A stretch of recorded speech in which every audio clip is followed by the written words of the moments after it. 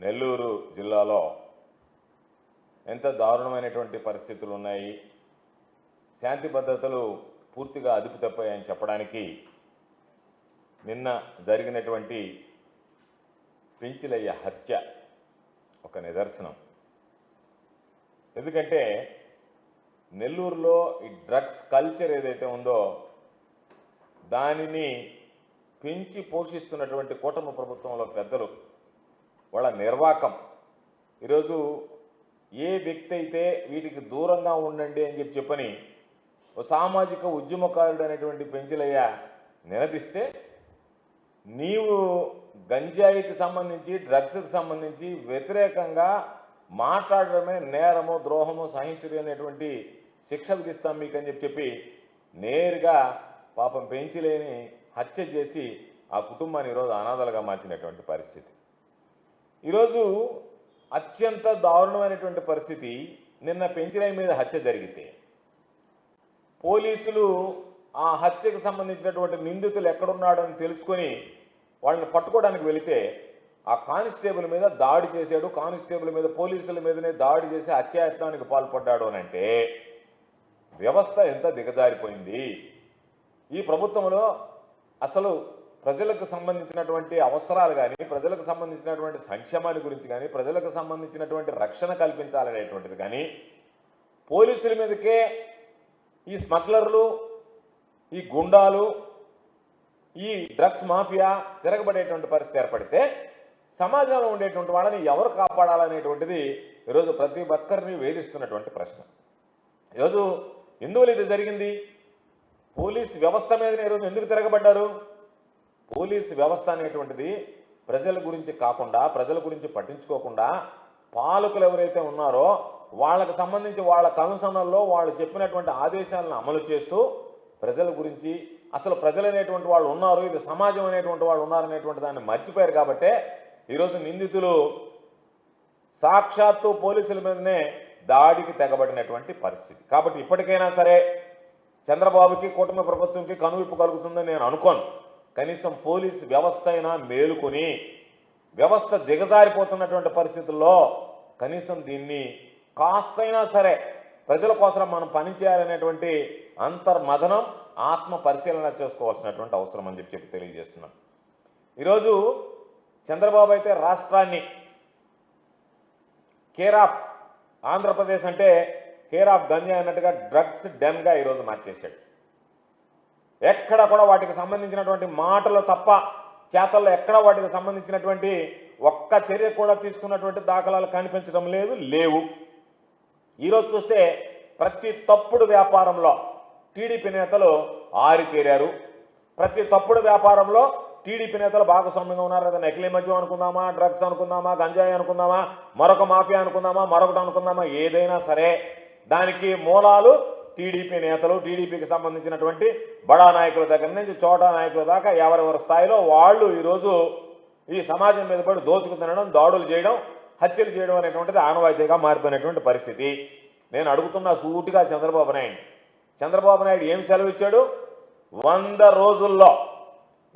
రోజుల్లో గంజాయి అనేటువంటి దాన్ని నిర్మూలన చేసేస్తాను రాష్ట్రంలో అని చెప్పమంటాడు. అధికారంలోకి వచ్చి 550 రోజులైనా చంద్రబాబు గారు తమరు అధికారం వెలగబెడుతూ అధికారంలోకి వచ్చిన తర్వాత 100 రోజుల్లో పూర్తి చేస్తామని చెప్పారే. ఈరోజు 550 రోజులు అయ్యాయి తమరు అధికారంలోకి వచ్చి. గుర్తుందా? గుర్తు చేసామా? గుర్తు చేస్తున్నాం మీకు. 550 రోజులు అయ్యాయి, 100 రోజులు పోయాయి, అదనంగా ఇంకొక 450 రోజులు కలిశాయి. అయినా సరే ఈరోజు మీరు చెప్పినటువంటి విషయంలో ఎక్కడా కూడా ఒక్క అడుగు కూడా ముందుకు పడినటువంటి పరిస్థితి లేదు. కాబట్టి మీ మాటలను ఒకసారి మీరే మననం చేసుకుని, గుర్తు చేసుకుని, ఎందుకంటే సంక్షేమ కార్యక్రమాల వాటిలో మీరు మర్చిపోయినట్టుగా నటిస్తున్నారు. కనీసం ఈ సామాజిక భద్రత, శాంతి భద్రతల విషయంలోనైనా సరే మీరు చెప్పినటువంటి మాటకి కట్టుబడి ఉంటారా? దాన్ని కూడా ఈరోజు మిగతా అన్నీ మోసం చేసినట్లే ప్రజలను ఆ విషయంలో కూడా మోసం చేయదలుచుకున్నారనేటువంటిది ఈరోజు స్పష్టం చేయాల్సినటువంటి పరిస్థితి. అదేమంటే చెప్తాడు ఈగలు. ఎందుకది? ఈగలు తోలుకుంటుంది. ఎక్కడైనా ఒక్కరైనా ఏదో అమాయకులు ఇరికించి బడాబాబులను తప్పించడం తప్ప దీనికి సంబంధించినటువంటి మూలాలు కనుక్కొని ఎక్కడ జరిగింది, ఏ విధంగా జరిగింది అనేటువంటిది ఎక్కడన్నా ఉందా? తమర పుత్రరత్నం మంత్రి గారు లోకేష్ బాబు ఆయన తీసుకొచ్చి ఆయన పేరుతో సబ్ కమిటీ చేశారు. ఆయన ఏం అధ్యయనం చేశాడో దీని మీద ఏమి నివారణ చర్యలు తీసుకున్నాడో అది ప్రజలకు చెప్పాల్సినటువంటి అవసరం ఉందా లేదా అని చెప్పి ఈ సందర్భంగా మేము డిమాండ్ చేస్తున్నాం. ఈరోజు అదేవిధంగా లా అండ్ ఆర్డర్, డ్రగ్స్ నివారణ, దాడులు, మానభంగాలు వీటిలన్నిటిలో కూడా మహిళల మీద అత్యాచారాల దగ్గర నుంచి అన్ని విషయాల్లో ఈ ప్రభుత్వ వైఫల్యం కొట్టొచ్చినట్టుగా కనిపిస్తుందా లేదా అనేటువంటిది ప్రజలు గ్రహించాల్సినటువంటి పరిస్థితి అని చెప్పి మీ అందరికీ తెలియజేస్తున్నాం. నిన్న కాక మొన్న విశాఖపట్నంలో దేశవ్యాప్తంగా డ్రగ్ దందా నడిపినటువంటి ముఠా పట్టుబడింది. నైజీరియన్లు వచ్చి విశాఖపట్నంలో తిష్ట వేసి ఇటువంటి దందాను నడుపుతుంటే కనీసం నువ్వు మామూలుగా ప్రతి ఒక్కదానికి నేను ఆద్యుణ్ణి, చీమ చుట్టుకుమన్నా నాకు ఆర్టిఫిషియల్ ఇంటెలిజెన్స్ ఉందని రకరకాలైనటువంటి మాటలు ప్రగల్భాలు పలికేటువంటి చంద్రబాబు జరుగుతున్నటువంటి విశాఖ లాంటి ఎంత స్వీట్ పీపుల్, ఎంత ప్రశాంతమైనటువంటి వాతావరణం కలిగినటువంటి ప్రాంతం, అక్కడికి కూడా ఈ డ్రగ్స్ ముఠా చొచ్చుకుని పోయేటువంటి విధంగా వాళ్ళ కార్యకలాపాలు విస్తరించేటువంటి విధంగా అక్కడ కేంద్రంగా తీసుకుని దేశవ్యాప్తంగా వాళ్ళ కార్యకలాపాలు విస్తరించేటువంటి విధంగా చర్యలు చేపడుతున్నా ఇతర దేశస్తులు వచ్చి తిష్ట వేసినా ఎందుకు వచ్చారనేటువంటిది మీరు కనుక్కోలేకపోయారంటే మీ ఇంటెలిజెన్స్ పూర్తి స్థాయిలో వైఫల్యం చెందిందా లేదా అనేటువంటిది ఒకసారి ఆలోచన చేయండి. మీ ఇంటెలిజెన్స్ దేనికి పనిచేస్తుంది? వైఎస్ఆర్ కాంగ్రెస్ పార్టీ వ్యక్తుల మీద పోలీసులు అక్రమ కేసులు బనాయిస్తే వాళ్ళని ముద్దాయిలుగా చూపిస్తే ఆ ముద్దాయిలు ఎక్కడెక్కడ ఉన్నారో వాళ్ళని ఏ విధంగా పట్టకు రావాలా, ఏ విధంగా జైలుకు పంపాలనేటువంటి దాని మీద ఇంటెలిజెన్స్ పనిచేస్తుంది తప్ప ప్రజల అవసరాల మీద, ఈ సమాజానికి జరగబోయేటువంటి చెడును గురించి ఆలోచన చేసేటువంటి పరిస్థితిలో కానీ దాన్ని ఆలోచించి దానికి తగినటువంటి పటిష్టమైనటువంటి చర్యలు తీసుకుని నివారించాలనేటువంటి ఆలోచన కానీ ఈరోజు ఇంటెలిజెన్స్ చేసేటువంటి పరిస్థితిలో లేదు. కాబట్టి ఈరోజు ఈ డ్రగ్స్ కానీ ఇవన్నీ కూడా అత్యంత ప్రమాదకరమైనటువంటి స్థాయికి చేరిపోయాయి.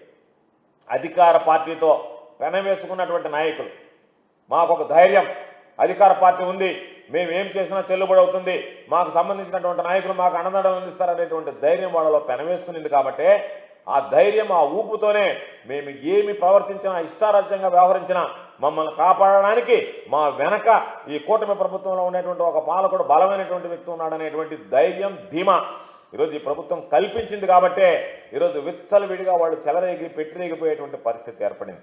కాబట్టి ఈరోజు ఒక్కసారి చూస్తే గంజాయి ఎంత ప్రమాదకరంగా మారిందనేటువంటిది ఈ నెల్లూరు జిల్లాకు సంబంధించినటువంటి ఉద్యమకారుడు, పాపం గంజాయి మీద అవగాహన కల్పించినటువంటి వ్యక్తి, ఎవరన్నా గంజాయి అమ్ముతుంటే ఆ గంజాయిని నిరోధించాలి అని చెప్పి తపన పడ్డటువంటి వ్యక్తి, పోరాటం చేసినటువంటి వ్యక్తి, అటువంటి వ్యక్తినే ఈ గంజాయి అమ్మేటువంటి డ్రగ్స్ ముఠా మాఫియా ఈరోజు హత్య చేసింది, హతమార్చింది అంటే ఇంతకన్నా దౌర్భాగ్యమైనటువంటి పరిస్థితులు మరొకటి ఉండవు.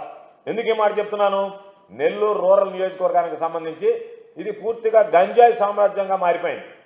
పెంచలయ్య హత్య జరిగినటువంటి విషయంలో, పెంచలయ్య హత్య ఏదైతే జరిగిందో, పెంచలేని ఎవరైతే హత్య చేశారో వాళ్ళు టీడీపీతో అంటకాగుతున్నటువంటి మాట వాస్తవమా కాదా? వాళ్ళు టీడీపీకి సంబంధించినటువంటి కార్యకర్తలా కాదా? ఈరోజు దానికి సమాధానం చెప్పాల్సినటువంటి అవసరం ఉంది. ఈరోజు కామాక్షి ఎవరైతే పురికొల్పి ప్రధానమైనటువంటి ముద్దాయిందో, దీనిలో ఉన్నటువంటి A1 జేమ్స్, వీళ్ళిద్దరూ హత్యకు ప్రధానమైనటువంటి కారకులు అని చెప్పి ఈరోజు పోలీసులు వెల్లడించారు.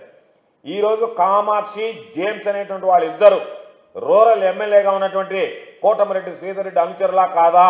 ఈరోజు కోటమిరెడ్డి శ్రీధర్ రెడ్డితో పాటు వాళ్ళు అంటకాగుతున్నారా లేదా? వాళ్ళు ఉన్నారనేటువంటి ధైర్యంతోనే ఈ విధంగా వాళ్ళు ప్రవర్తించారు తప్ప మరొకటి కాదు కదా.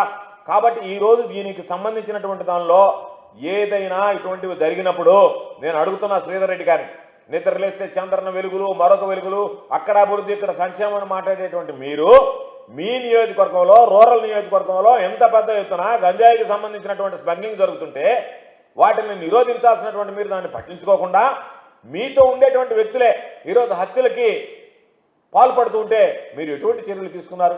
ఈరోజు మీరు వెళ్ళి మొసల కన్నీరు కాచడమో లేదా అక్కడ కూర్చోవడమో, దీన్ని ఖండించడం ఈరోజు నేను చూసా, సామాజిక మాధ్యమాలు అన్నింటిలో ఖండించాను. ఖండించడానికి ఎవరిని ఖండిస్తారు? మిమ్మల్ని మీరు ఖండించుకోవాల్సినటువంటి పరిస్థితి, మీ పార్టీ మీద మీరు విమర్శించుకోవాల్సినటువంటి పరిస్థితి, మీరు చేసినటువంటి తప్పులు మీరే ఖండించుకుంటామని చెప్పి నటించడం మాని, ఇది నిజంగా సమాజంలో ఈరోజు పెట్టలేకపోతున్నటువంటి పోలీసులు, శాంతి భద్రతలు ఈరోజు నిర్వీర్యమైపోయినటువంటిది, శాంతి భద్రతల పోలీసు వ్యవస్థ పనికి రాకుండా పోయిందనేటువంటి దానికి ఇది ఒక ఉదాహరణ, నిదర్శనం. ఎందుకు ఈరోజు పోలీసు వ్యవస్థ ఎవరు చెప్పుతోలోకి వెళ్ళిపోయింది?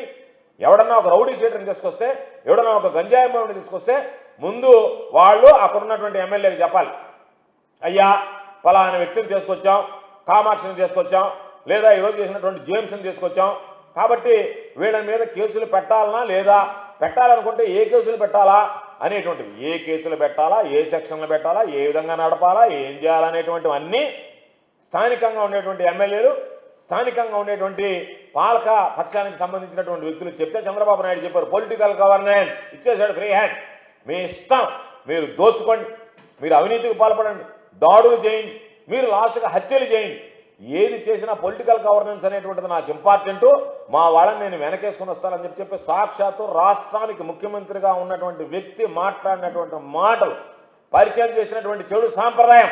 ఈరోజు నెల్లూరు జిల్లాలో అయితే ఉదయం లేస్తే పేపర్ తెరవాలంటే, సాయంకాలం పడుకోవాలంటే, సాధారణంగా మహిళలు బయటకు రావాలంటే భయపడేటువంటి వాళ్ళు ఈరోజు పురుషులు కూడా ఇంట్లో ఉండాలంటేనే ఇంటి మీదకి వచ్చి దాడి చేస్తారేమో అనేటువంటి ఆ భయం ఏర్పడేటువంటి పరిస్థితి ఏర్పడింది. ఎన్నడూ లేదు ఇటువంటి పరిస్థితి.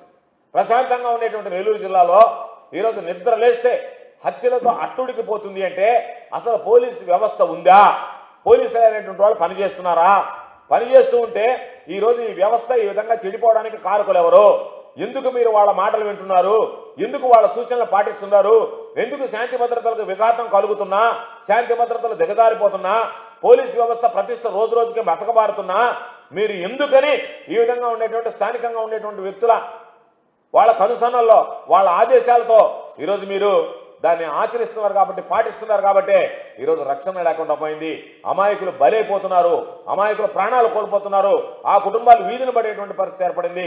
కాబట్టి దీనికి ప్రధానమైనటువంటి కారణం ఈరోజు ప్రభుత్వ కనుసన్నల్లో ఉన్నటువంటి పోలీసు వ్యవస్థ అని చెప్పి సందర్భంగా తెలియజేస్తున్నాను. అధికార పార్టీ దనుతోనే ఈరోజు కేవలం మమ్మల్ని మాకుండేటువంటి ఎమ్మెల్యే కాపాడగలడనేటువంటి ధైర్యంతోనే ఈరోజు పెంచిలైన హత్య చేయగలిగాడు తప్ప, ఆ ధైర్యం ధీమా లేకపోతే ఈ ప్రభుత్వం నన్ను కాపాడుతుంది, ఈ ఎమ్మెల్యే నన్ను కాపాడుతాడు, ఈ పోలీసులు నన్ను ఏం చేయలేరు అనేటువంటి ధైర్యం ధీమా ఉండబట్టే వాళ్ళు హత్య చేశారు, పట్టుకోబోయినటువంటి పోలీసుల మీద దాడి చేశారు.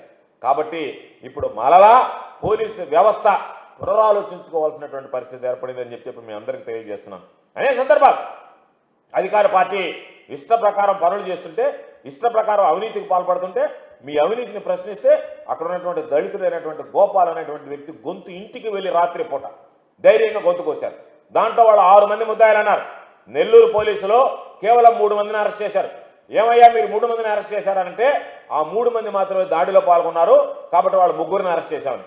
దానికన్నా ప్రధానమైనటువంటి వ్యక్తులు పాత్రదారులు ఎవరన్నా పంపిస్తే వెళ్ళేవాళ్ళు, సూత్రధారులు పంపించేవాళ్ళు, దీన్ని ప్లాన్ చేసేవాళ్ళు, వాళ్ళు ఈరోజు ఇష్టారాజ్యంగా తిరుగుతున్నారు. ఆ తిరిగేటువంటి వ్యక్తులు ఆ గోపాల్ ఇంటి ముందు వెళ్ళి నిలబడి వాళ్ళ స్థాయి వ్యంగ్యంగా నవ్వుతుంటే, చిలోక్తులు విసురుతుంటే వాళ్ళు అయ్యా మాకు ఈ పరిస్థితి అంటే జిల్లా ఎస్పీకి డిఎస్పీ గారికి ఫోన్ చేసి చెప్తే మేము వెంటనే చర్యలు తీసుకుంటామని చెప్పడం అంటే, ఒక హత్యకు పురికొల్పినటువంటి వ్యక్తులు ఆ వ్యక్తి మీద హత్య చేయడానికి ప్రయత్నించినటువంటి వాళ్ళు ఆ ఇంటి ముందు వెళ్ళి వాళ్ళు కూర్చొని ఉంటే వాళ్ళ ముందు నిలబడి ఈరోజు హేళనగా నవ్వుతున్నారు అంటే మీరు మమ్మల్ని ఏం చేయగలిగారు అనేటువంటి ఛాలెంజ్ వాళ్ళు ఆ కుటుంబానికి కాదు, ఈ ప్రభుత్వానికి, ఈ పోలీస్ వ్యవస్థకు విసురుతున్నారు అనేటువంటిది గుర్తుంచుకోండి. ఆ ప్రభుత్వం, ఆ కుటుంబం చిన్న కుటుంబం, ఏమీ చేయలేనటువంటి పరిస్థితిలో ఉండొచ్చు వాళ్ళు.